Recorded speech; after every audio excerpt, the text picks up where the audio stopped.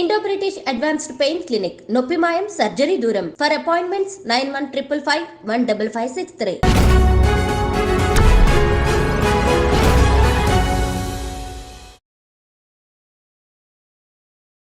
అందరికీ నమస్కారం and welcome to the point. ఇవాళ అందరూ దాదాపు సంగీత అభిమానులు దేశవ్యాప్తంగా అండ్ ప్రపంచవ్యాప్తంగా ఏఆర్ రెహమాన్ గారి అభిమానులు కొంచెం జంకుతూ చర్చించుకుంటున్న విషయం ఏంటంటే ఆయన వ్యక్తిగత జీవితంలో జరిగిన అతి పెద్ద కీలకమైన ఒక మలుపు, అనూహ్యమైన మలుపు ప్రపంచానికి కూడా. అది ఆయన శ్రీమతి సాయిరా బాను విడిపోతున్నట్టుగా సాయిరా బాను తన సోషల్ మీడియా హ్యాండిల్స్లో పెట్టడం. నిజానికి ఊహాగానాలు ఎన్ని రకాలుగా వస్తున్నా కూడా ఏఆర్ రెహమాన్ గారు అంటే ఎనలేని అభిమానం ఉండే సంగీత శ్రోతలు చాలామంది ఉన్నారు ప్రపంచవ్యాప్తంగా. సో ఇవాళ మనతో పాటు అందరికీ సుపరిచిత motivational speaker and also spiritual coach and lawyer by profession Ushashri garu ఉన్నారు. వారితో మాట్లాడదాం. ఉషశ్రీ గారు నమస్కారం అండి. నమస్తే స్వప్న. ఈ వివాహ బంధాల గురించి నిజంగా అర్థం చేసుకోవడం చాలా కష్టం. ఎందుకంటే భార్యాభర్తల మధ్య ఏం జరిగిందో ఎవరికి చెప్పడం చాలా కష్టం. ఇక్కడ ఏఆర్ రెహమాన్ గారు ఆయన శ్రీమతి సాయిరా బాను విడిపోవడం అన్నది మీకు ఎలా అనిపిస్తుంది వినంగానే ఈ స్టేజ్లో? అంటే ఆయన ఇంత సాధించిన తర్వాత 58 సంవత్సరాలు ఆయనకి వయసు అని వినికిడి. సో ఇది నేను కొన్ని వీడియోలు చూస్తూ ఉన్నా, ట్రెండ్ అవుతున్నాయి లాస్ట్ వాటెవర్ వాళ్ళు పాపం రిలీజ్ చేసిన దగ్గర నుంచి. మనం లాస్ట్ వీడియోలో మాట్లాడుకున్నాం వైధవ్యం మొదలవుతుంది, ఆ తర్వాత వానప్రస్థానం మొదలవుతుందని. దాని ముందు ఫేజ్ మనకి గృహస్థాశ్రమం. గృహస్థాశ్రమంలో అంతకుముందు కూడా చెప్పాను, ధర్మం, అర్థం, కామం, మోక్షం, ఈ 4 ఎలిమెంట్స్ని ఫుల్ఫిల్ చేసుకోవడానికి మనిషి గృహస్థాశ్రమంలోకి వెళ్తాడు. అండ్ మన ఈ భూప్రపంచంలో ప్రొక్రియేషన్ జరగాలి, నెక్స్ట్ జనరేషన్ రావాలి కాబట్టి గృహస్థాశ్రమంలో ఉంటారు. నేను చాలా వీడియోలు వింటున్నాను. అండ్ మన తెలుగు వాళ్ళు కూడా కొంచెం ఆయనకు ఒక చెడ్డ అలవాటు ఉంది, అర్ధరాత్రి లేచి మ్యూజిక్ చేస్తారు, అందువల్లే వాళ్ళ వైఫ్ ఆయన్ని అంటే సరిగ్గా వాళ్ళ వైఫ్ని చూసుకోలేదు, ఇలా చాలా పిచ్చి పిచ్చి వ్యాఖ్యలు. అంటే నాకు అవి పిచ్చిగా అనిపిస్తున్నాయి. ఎందుకంటే ఒక మనిషి ఆస్కర్ అవార్డ్స్, అసలు ఇండియాకే ఆస్కర్, భూప్రపంచంలోనే ఒక హైయెస్ట్ ఎలివేటెడ్ అవార్డ్ అనేది ఆస్కర్. మన ఇండియన్ ఇండస్ట్రీని తీసుకెళ్ళి అక్కడ ఒక ఫస్ట్ జెండాను ఎగరేసిందే ఆయన. అంటే ఒక హ్యూమన్ హైయెస్ట్ లెవెల్కి వెళ్ళిన తర్వాత ఆ స్టేట్ ఆఫ్ మైండ్, ఆ స్టేట్ ఆఫ్ ఎబిలిటీ ఉన్నప్పుడు ఒక రెగ్యులర్ పర్సన్ లాగా ఫిట్ చేయడానికి చాలా ట్రై చేస్తారు. ఒక రెగ్యులర్ పర్సన్ లాగా భార్యను చూసుకుంటే, ఒక రెగ్యులర్ పర్సన్ లాగా పిల్లలు కంటే, ఒక రెగ్యులర్ పర్సన్ లాగా అన్నీ ఉంటే రెగ్యులర్ పర్సన్ లాగా ఉంటారు కదా. మిగిలిన రెగ్యులర్ పర్సన్స్ ఎందుకని అంత హైయెస్ట్ స్టేజ్కి వెళ్ళలేకపోతున్నారు? They something unusually a human does to reach to that stage. అవునా కదా? ఒప్పుకుంటారా లేదా? తప్పకుండా. బట్ అవి ఫ్యాకల్టీస్ అండ్ ఒక విధమైన, అంటే మీరు అనేది ఆలోచన, వాళ్ళ పయనమే ఒక రెగ్యులర్ పర్సన్కి ఉన్నట్టు కాకుండా భిన్నంగా ఉంది అని అంటున్నారు. ఉంటుంది, ఉంటేనే అలా ఎబిలిటీ. మనం ఇక్కడ గమనిస్తే ఏఆర్ రెహమాన్ గారు అద్భుతమైన గంధర్వ గానాన్ని వినగా వినగా వినగా ఎన్ని లక్షల సార్లు, కోట్ల సార్లు విన్నా, ప్రేమికుడు సినిమా దగ్గర నుంచి, రోజా సినిమా దగ్గర నుంచి ఇప్పటికి విన్నా మనకి ఇంకా గూస్ బంప్స్ వస్తాయి. అంటే ఆయన ఒక దైవ సంబంధంతో మనకి గానాన్ని ఇస్తున్నారనేది నా అనుభూతి. చాలామంది కూడా దాన్ని ఒప్పుకుంటారు. ఎందుకంటే ఆయన ఎప్పుడు మ్యూజిక్ చేసిన ఖ్వాజా మేరే ఖ్వాజా అనే సాంగ్ వింటే, హిందూ అవనివ్వండి, ఇర్రెస్పెక్ట్ ఆఫ్ వాట్ రిలీజన్ అసలు నేను ఎప్పుడు, ఇట్ డజంట్ మ్యాటర్, ఆ స్టేట్ ఆఫ్ భగవంతుడి స్థితికి తీసుకెళ్తారు ఆయన మ్యూజిక్తో. అండ్ ఆయన అసలు బేసిక్ తమిళియన్ నుంచి, హిందూ నుంచి ఒక ముస్లింలోకి మారి భగవంతుడికి దగ్గరగా ఉండటానికే మారారు ఆయన. మనం ఈ మాటని, లేకపోతే ఈ పాయింట్ ఆఫ్ వ్యూని మిస్ అవ్వకూడదు. రైట్. కానీ జరిగి చాలా ఏళ్ళు అయిపోయింది కదా. మారిన తర్వాత ఆవిడ ఒక నార్త్ ఇండియన్ని మ్యారేజ్ చేసుకున్నారు. And that to same religion. She also belongs to the same religion. ఇక్కడ మనం డివోర్స్కి కారణం చూసుకుంటే మానసికమైన ఇబ్బంది. మనం రెగ్యులర్ ఫ్యామిలీస్ ఎక్కడైనా సరే, డబ్బులు ఉన్న వాళ్ళు అవనివ్వండి, లేకపోతే మీడియాలోకి వచ్చే ప్రముఖులు అవనివ్వండి, రీసెంట్గా చాలా చూస్తున్నాం, వింటున్నాం. కొంతమంది వ్యాఖ్యలు చేస్తున్నారు, ఇదివరకు లేరు, 90s ముందు డివోర్సులు తీసుకోలేదు, ఎన్ని ప్రాబ్లమ్స్ వచ్చినా యూజువల్గా వీళ్ళకి మీడియాలో ఉన్న వాళ్ళకి కానీ, ఎంటర్టైన్మెంట్ ఇండస్ట్రీలో కానీ రకరకాల వ్యక్తులతో కలవాల్సి వస్తుంది, వాళ్ళతో ఉండాల్సి వస్తుంది, నైట్లో అవనివ్వండి, అవుట్డోర్ షూట్స్కి వెళ్ళినప్పుడు ఉండాల్సి వస్తుంది. ఈయన ఇలా ఉండటం వల్ల భార్యని ఇబ్బంది పెట్టారు, భార్యకు కావాల్సినవి ఏం చేయలేకపోయారు. ఎంతసేపు ఇప్పుడు మనం ఏఆర్ రెహమాన్ గారిని చూస్తున్నాం, ఆయన లైఫ్ స్టైల్ ఎలా ఉందో మనకు తెలుసు. ఆవిడ ఇప్పటివరకు బయటకు రాలా, ఆవిడ ఎలా ఉంటుందో తెలియదు. అసలు మనం వ్యాఖ్యలు చేసే ముందు, ఎవరన్నా ఒకటి పాయింట్ చేసే ముందు ఇది కొంచెం ఇబ్బందికరంగా ఉంటాయి. వాళ్ళ పిల్లలు కూడా ట్వీట్ చేశారు, దీన్ని రచ్చ చేసి ఊరికే బయటికి లాగద్దు అని చెప్పి. సో నా పాయింట్ ఆఫ్ వ్యూ ఏంటంటే స్వప్న, ఒక ఎక్స్ట్రా ఎబిలిటీస్ ఆయనకి ఫస్ట్ నుంచి ఉన్నాయి. అండ్ ఆ డివైన్ కనెక్షన్తోనే ఆయన ముందుకు వెళ్తున్నారు. ఆయన వర్క్లో కానీ పర్సిస్టెంట్గా the unity with the god is always seen. గృహస్థాశ్రమంలో మనకేంటంటే ధర్మం, అర్థవంతమైన ధర్మంతో కామాన్ని ఫుల్ఫిల్ చేసుకుంటూ ప్రొక్రియేట్ చేసి పిల్లల్ని ఆయన ఆ పాత్లో ఉన్నారు. ఆ పాత్లో ఉన్న తర్వాత మనం లాస్ట్ వీడియోలో కూడా మాట్లాడుకున్నాం, 40 to 60 years, మనం 60కి షష్టి పూర్తి జరుగుతుంది. సో ఇప్పుడు 29 yearsకి ఇది బయటకు వచ్చి ఫైనల్ అయింది.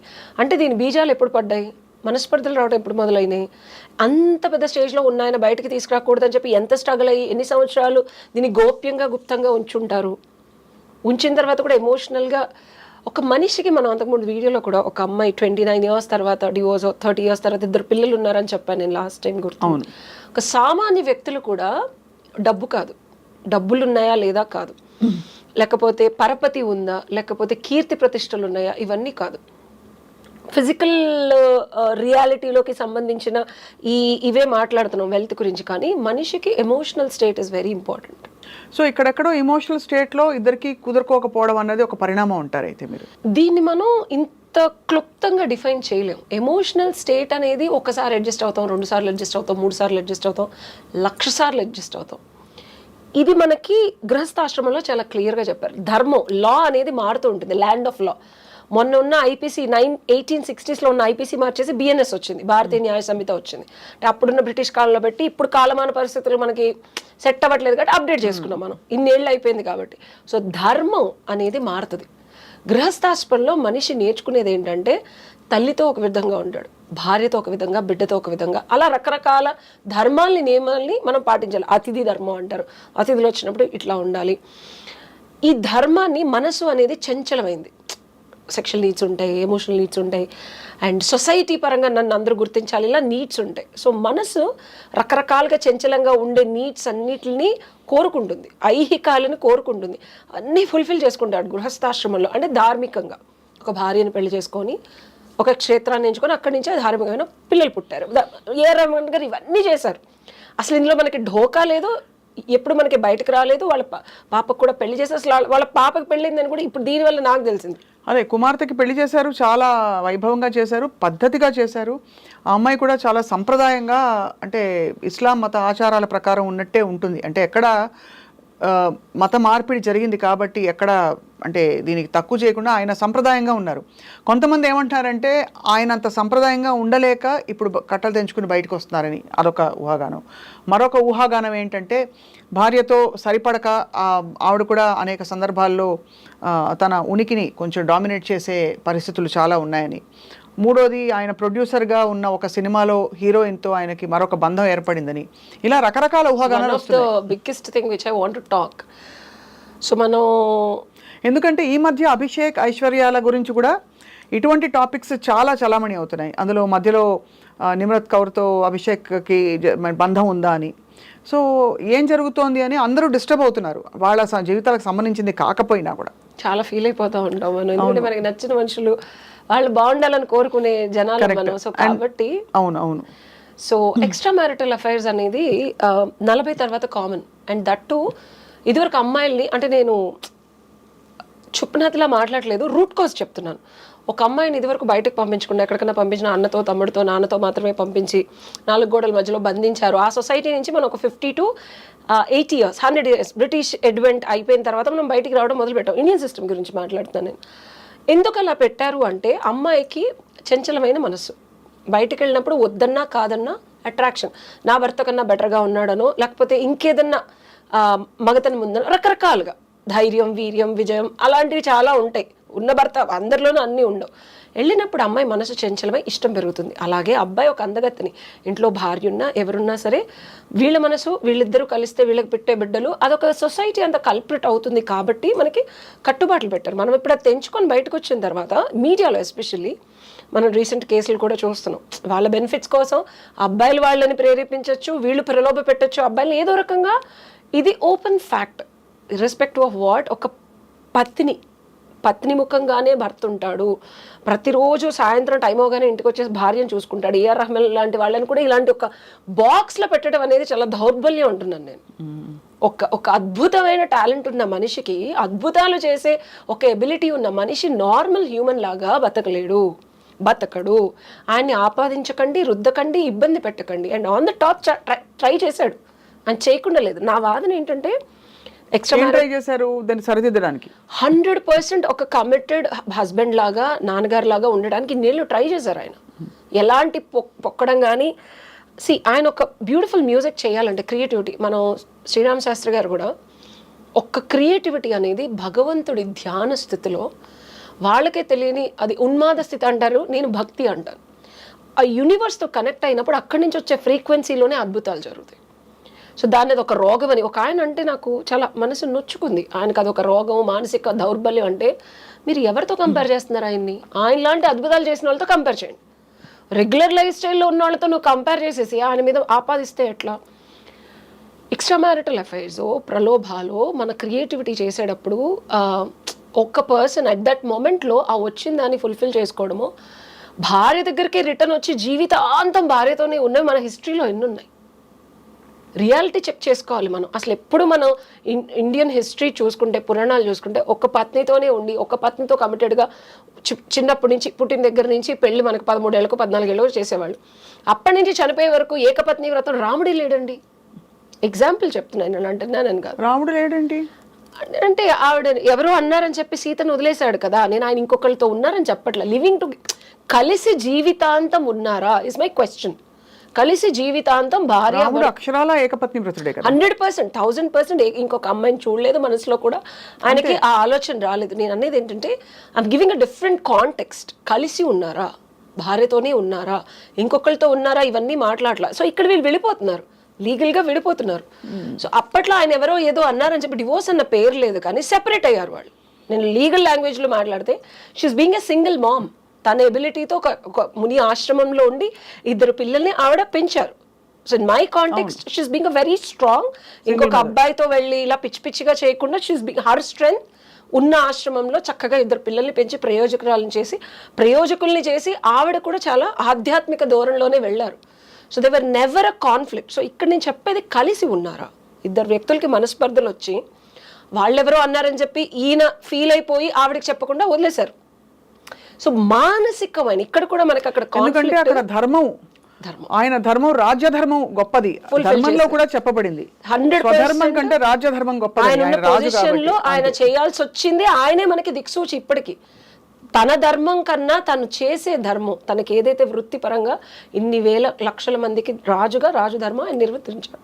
సో ఇక్కడ నేను అనేది ఏఆర్ రెహమాన్ గారు భగవంతుడితో టూ మచ్ కనెక్ట్ అయి ఉన్నప్పుడు ఆ భగవంతుడి స్థితిని, ఐహిక బంధాలని ఫుల్ఫిల్ చేస్తూ వెళ్ళటానికి ప్రయత్నించి, ఈ ప్రయత్నంలో ఐహిక బంధాలు కాళ్ళకి బంధం అవ్వకూడదు భగవంతుడిని చేరుకోవడానికి. ఆయన ట్వీట్లో కూడా స్పెసిఫికల్లీ షేర్డ్, విరిగిపోయిన ముక్కలు అతుక్కోవు అండ్ భగవంతుడు అనే వర్డ్ వాడారు. అంటే ఆయన ట్వీట్ని ఒక్కసారి మీరు కోట్ అండ్ కోట్ అంటే అది నేను మక్కి చెప్పదలుచుకోలేదు. ఎందుకంటే మనకి భగవద్గీత కూడా అర్థం, వివిధార్థం, నానార్థం, నిగూఢార్థం ఉంటుంది. సరే మీరు మొత్తం అయితే అర్థమే చెప్పండి. అర్థం అంటే నేను అది చదివి, చాలా మంది కోట్ చెప్పేసి వీడియోలు చేశారు, నేను చూసాను. నేను చెప్పాలనుకుంది ఏంటంటే, అంటే ఆయన మానసికంగా ఆయన జర్నీని నేను ఎప్పుడు ప్రతిదీ చదువుతాను, ఎంజాయ్ చేస్తాను. ఆయన ఎప్పుడు భగవంతుడి స్థితికి వెళ్ళటానికి ఆయన సొంతగా కంపోజ్ చేసుకున్న ఖ్వాజా అనే పాట సరే సినిమాలో ఇచ్చారు. అంటే ఆయన జర్నీ మొత్తం నాకు కనిపించింది, he's trying to connect with God. And మనం గృహస్థాశ్రమం కూడా ధర్మం, అర్థం, కామ, తర్వాత మోక్షానికి భార్య సపోర్ట్ చేయాలి. భగవంతుడిలో నిమిళీకృతం అవడానికి మనకు ఒక మార్గం సంసార మార్గం. అది లేనప్పుడు రియాలిటీ చెక్లో భగవంతుడి నుంచి కనుక ఎవరన్నా మన మనసుని అతలాకుతలం చేసేసి, పీకేసి, నొక్కేసి, రాచేసి, విసిగి వేస్తుంది అనుకోండి. సో ఆయన అన్నది ముక్కలుగా అయిపోయినాయి, అతుక్కోలేవు అని చెప్పి. సో ఒక మనిషి మనకు పక్కన ఉంటే, అంతకుముందు కూడా హాయిగా ఉండాలి. ఆ ఎనర్జీ వల్ల మనం పాజిటివ్గా మనమే కొత్తగా పరిచయం అవుతూ మన ఫ్రీక్వెన్సీని పెంచుకొని భగవంతుడికి డీవియేట్ చేసుకోవాలి. ఎందుకంటే 60 తర్వాత వచ్చేది, మనం లాస్ట్ టైం మాట్లాడుకున్నాం, అంటే ఆధ్యాత్మికత అనేది నెక్స్ట్ లెవెల్లోకి వెళ్ళిపోతుంది. అంటే ఆ మనిషి ప్రెజెన్స్ అది చేయకపోతే ఒక పాయింట్ తర్వాత తప్పకుండా అది ప్రశ్నించుకోవాల్సిన ఒక బంధం అంటారు. ఈయనకి డబ్బులు వచ్చేసాయి, పేరు వచ్చేసింది. మనం ఈయన జర్నీలో గమనిస్తే ఒక మనిషికి కావాల్సినవన్నీ ఆయన అచీవ్ చేస్తాడు. డబ్బులు వచ్చాయి, పేరు వచ్చింది, పరపతి వచ్చింది, ఎంతమంది కావాలంటే అంతమంది. ఇందాక నేను చెప్పాను, ధర్మం అనేది మారుతుంది, సత్యం మారదు. ధర్మం రకరకాలుగా మారి రకరకాల అనుభూతులు వచ్చేసి ఈయనకి విసిగి వేసారి ఒక స్టేజ్కి వెళ్ళిపోయారు.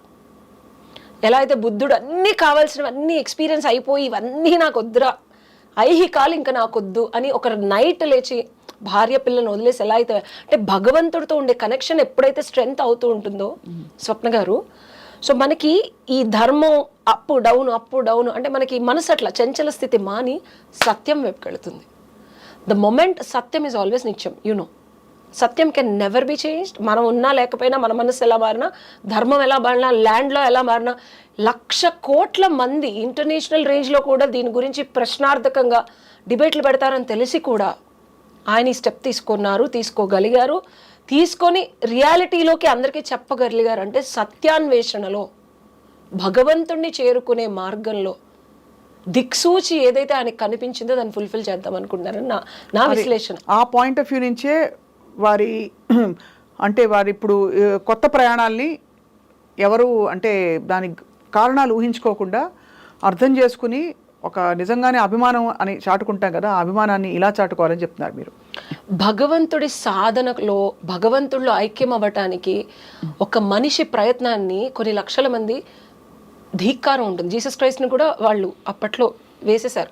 ఒక నార్మల్ హ్యూమన్ బీయింగ్తో కంపేర్ చేయొద్దని చెప్తున్నా నేను. మరి అభిషేక్ బచ్చన్ గారు, ఐశ్వర్య వీళ్ళ జీవిత పరిస్థితుల గురించి కూడా విపరీతంగా చర్చలు జరిగాయి. అత్తగారు మధ్యలో వచ్చిందా, లేకపోతే ఏం జరిగింది, లేకపోతే అతనే ఇంకొక అమ్మాయిని ఇష్టపడ్డా, లేకపోతే ఈవిడే కొంచెం మిస్ వరల్డ్ అని చెప్పి కొంచెం ఇన్ఫీరియారిటీ ఉందా, విజయం రాలేదు అతనికి అంతా అని, ఇలా రకరకాల ఊహగానాలు. సో దాన్ని ఎలా చూస్తున్నారు మీరు? బంధాల గురించి, రిలేషన్షిప్స్ని నేను పట్టేస్తాను అని చెప్పారు చాలాసార్లు. ఇక్కడ నేను చెప్పాల్సింది it's a very good thing. ఎందుకంటే 2007లో వాళ్ళ మ్యారేజ్ అయింది. అట్ దాట్ సేమ్ టైం నా మ్యారేజ్ కూడా అదే ఇయర్లో అయింది. ఆ అమ్మాయి what ever she has gone through, అప్పటి సొసైటీ స్టాండర్డ్స్ ఏంటంటే అమ్మాయి పెళ్లి చేసుకోవాలి, ఇర్రెస్పెక్ట్ ఆఫ్ ద వరల్డ్ క్వీన్ అవనివ్వండి, భర్త ఉండాలి, సొసైటీలో మంచి పేరున్న ఫ్యామిలీలోకి వెళ్ళాలి, వాళ్ళ అమ్మగారు వాళ్ళు అవనివ్వండి, ఎవరైనా అవనివ్వండి, ఆ డెసిషన్ తీసుకొని అభిషేక్ బచ్చన్ ఘనంగా పెళ్లి చేశారు. పెళ్లిలో చూస్తే అమ్మాయి ఫేస్ కూడా చాలా దారుణంగా ఉంది. She was not happy and there was lot of suppression. So Aishwarya ఏదైతే ఎక్స్ రిలేషన్షిప్స్లో అనుభవం, ప్రేమ పొందిందో, ఇన్ని ఇయర్స్ ఆఫ్ జర్నీలో ఇదే మాటలు వస్తాయని చెప్పి సప్రెషన్లో గురైంది. మీరు ఆ బేబీని చూస్తే, ఆరాధ్యాన్ని చూస్తే కూడా you can see that suppression, you can see that experiential suppression. And సొసైటీలో ఇలా పేరు వస్తుంది, కలంకం వస్తుంది, అమితాబ్ బచ్చన్ లాంటి ఫ్యామిలీకి మళ్ళీ రోడ్డు మీదకి ఇడిచినట్టు అవుతుంది అని చెప్పి ఐశ్వర్య అడ్జస్ట్ అయ్యే ఉంటుంది తప్పించి, the family was not respecting her ability to become whatever she wants to become in the life and the journey that she has sacrificed for that family, which they are not recognizing. ఒక కోడలు ఇంటికి అడుగు పెట్టే వేళ విశేషం అంటారు. ఆ ఫ్యామిలీకి ఆ అమ్మాయి జాతకం వల్ల కానీ, ఆ ఇద్దరు వల్ల కలిగే పుత్రికల వల్ల కానీ ఆ ఫ్యామిలీకి ఇది శుభం జరుగుతుంది అనేది ఇది కామన్ థింగ్. ఇది మనకి శాస్త్రాల్లో రాసుంది.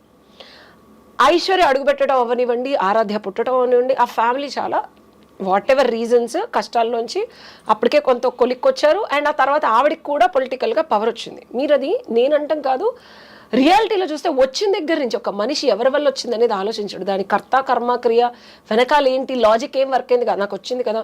You can literally see the way they are degrading her, depressing her. ఆమె కాస్ట్యూమ్స్ కూడా చాలా చీప్గా ఉన్నాయి రీసెంట్గా నేను చూస్తే. అంతకుముందు ఐశ్వర్య డబ్బులు అవనివ్వండి, నాకు తెలిసి there is lot of blockage in the way she's been treated. And అమ్మాయి కెరియర్ ఫస్ట్ నుంచి కంటిన్యూ చేసి ఉంటే she would have got her own money. Being a husband she stop doing whatever she stopped. And ఈ రిలేషన్షిప్స్ ఎప్పుడో break అయ్యేది నా దృష్టిలో. అంటే ఇంబ్యాలెన్స్ ఉందంటారు. అసలు ఈ రిలేషన్షిప్ ఐశ్వర్య ఎప్పుడో వదిలేసి బయటకు వచ్చేయాల్సింది. సొసైటీ ప్రెషర్ అవ్వండి, పేరెంట్స్ ప్రెషర్ అవ్వండి, వాట్ ఎవర్ ఆ ఫ్యామిలీ యొక్క బలం అవనివ్వండి, షీ డిడెంట్ కేమ్.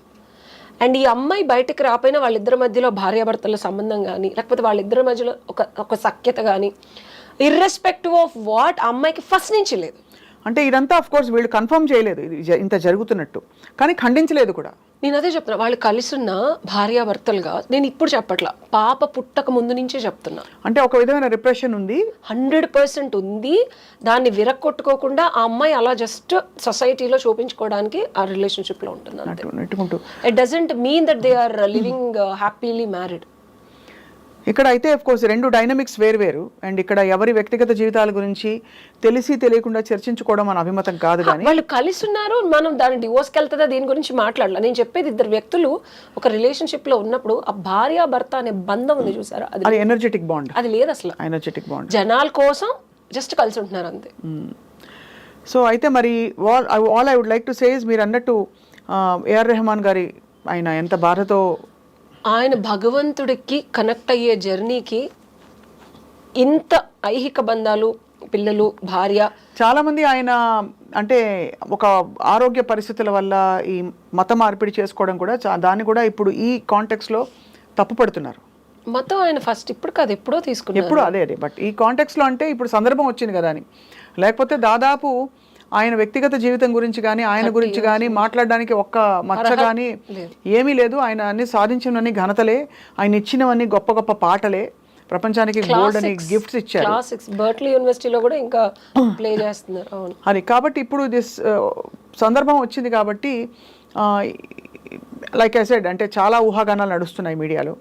బట్ అవన్నీ కాకుండా వాళ్ళిద్దరి ఎక్కడున్నా ఎలా ఉన్నా వాళ్ళు బాగుండాలని కోరుకోవడం. ఒక మనిషి ఫస్ట్ టైం గట్స్తో భగవంతుడిని నేను చేరుకోవడానికి నాకు అవరోధాలు ఏమున్నాయో వాటిలన్నిటిని సంకెళ్ళైనా ఎంత కట్టుదిట్టమైన societal high standard highly recognised person కూడా వదిలించుకోవడానికి, అంటే సత్యం అంత గొప్పది స్వప్న. అది సత్యం నిత్యంగా ఉండే సత్యాన్ని ఒక్కసారి రియలైజ్ అయిన వాడు, ఆ రుచి చూసిన వాడు ఆగలేరు. భగవంతుడి దగ్గర చేరుకోవడానికి ఎన్ని అబ్స్ట్రక్షన్స్ ఉన్నా అన్నిటిని తృణాప్రాయంగా తీసేశారనేదే నేను అనుకుంటున్నాను. అండ్ ఆయన ఇంకా భగవంతుడితో నిమిళీకృతమై మమైక్యమై మనకి ఇంకా అద్భుతమైన మ్యూజిక్ ఇస్తారని 100% నేను క్లారిటీతో చెప్పగలను. రైట్, ఇది నా వాదన. తప్పకుండా మీ నోటి మాట అండ్ అలాగే బెస్ట్ విషెస్ తప్పకుండా. రెండు విధాలుగా జరగదు. ఒకటి ఏఆర్ రెహమాన్ గారు కంప్లీట్ గా సాధనలోకి వెళ్ళిపోయి మ్యూజిక్ చేయకుండా లేకపోతే ఇలా వెళ్ళిపోవచ్చు. ఎందుకంటే 60 వస్తున్నాయి, ఇంకొక 2 ఏళ్ళు మనకి. 60 వస్తే ఏముంటే అంటే సంగీతం భగవంతుడికి చేరువే కదా. అదే చెప్తున్నా, 2 విధాలుగా జరగదు. అంటే ఇంత డెసిషన్ తీసుకున్నారు, ఎమోషనల్గా బ్లాకేజ్ వస్తే ఆయన ఇంత డెసిషన్ తీసుకున్నారు. ఒక స్టేజ్ వచ్చిన తర్వాత ఏమవుతుందంటే ఐహికాలన్నీ చాలా తృణప్రాయంగా తుచ్చాలుగా కనిపిస్తాయి మనిషికి. ఆ లెవెల్ భగవంతుడు ఆ రుచి మరిగిన తర్వాత సత్యం అన్న రుచి చాలా అద్భుతంగా ఉంటుంది. ఈ శరీరం కానీ పేరు కానీ ఇవేమి ఆయనకి ఆల్రెడీ చాలా చూసేసారు, ఆయన పెద్ద విషయం కాదు. సో మ్యూజిక్ చేయడం వల్ల ఇద్దరు ఆయన self expression to reach God. అది ఎప్పుడు ఆ self expression to reach God ఆయనే చేసుకుని ఆయన ధ్యాన స్థితికి వెళ్ళిపోయి ఆ మ్యూజిక్ ఆయనే ఉంచుకుంటారా లేదా అందరికీ రుచి చూపిస్తారా అనేది కూడా నాకు ప్రశ్నార్థకమే. ఇది నా ఊహాగానంలో ఇది ఒక ప్రశ్న. ఖచ్చితంగా ఆయన ఎలా ఉన్నా ఇచ్చిన అంటే అద్భుతమైన సంగీతాన్ని మనం ఆస్వాదించాలి. అలాగే ఆయన జీవితంలో ఏది జరిగినా సాయిరా భాను గారికి ఆయనకు కూడా ఎక్కడున్నా బాగుండాలి, ఎక్కడున్నా ఎలా ఉన్నా బాగుండాలి, సంతోషంగా ఆనందంగా ఉండాలి అనే తప్ప మనం ఏమి అంతకంటే ఏముండదు ఉషశ్రీ గారు. But this is a perspective definitely. అంటే ఆన్ వై ఒక స్టేజ్ దాటాక ఇంత సాధించాక ఏదో ఎవరి జీవితాలు వాళ్ళు బతుకుతూ ఒకే గృహంలో కూడా ఉండొచ్చు, ఎవరి just for the sake of society అలా ఉన్నారు కదా, చాలా మంది ఉంటారు. అంటే ఏముందిలే ఇంత దూరం వచ్చాం కదా, ఇంకొన్నేళ్ళు నా లైఫ్ నేను బతుకుతాను, నువ్వు లైఫ్ నువ్వు బతుకోని అనుకోవడం కూడా తప్పులేదు. అలా ఈజీ షార్ట్ కట్. అలాంటిది ధైర్యంగా బయటకు వచ్చి డిక్లేర్ చేసి చెప్పి మరి స్టెప్ తీసుకున్నారంటే ధర్మం కన్నా సత్యం రుచి చాలా గొప్పది. ఒక్కసారి భగవంతుడిలోకి తమైక్యం వెళ్ళిపోయిన వాడు రిస్ట్రిక్షన్స్ కానీ నువ్వు వాళ్ళతో ఉన్నావా వీళ్ళతో ఉన్నావా ఇలా రకరకాల వాదనలు ఏఆర్ రెహమాన్ గారి మీద చేస్తున్నారు. అవి అపోహలు అవ్వచ్చు, సత్యం అవ్వచ్చు, కానీ ఆయన ఫోకస్ మాత్రం భగవంతుడి మీదే ఉంది, అది ఉంటుంది, ఉండబోతుంది, ఎప్పటికీ అది అలానే కంటిన్యూ అవుతుంది. Ushashri garu, thank you so much as always for the అంటే beautiful explanation. Thank you so much. Thank you.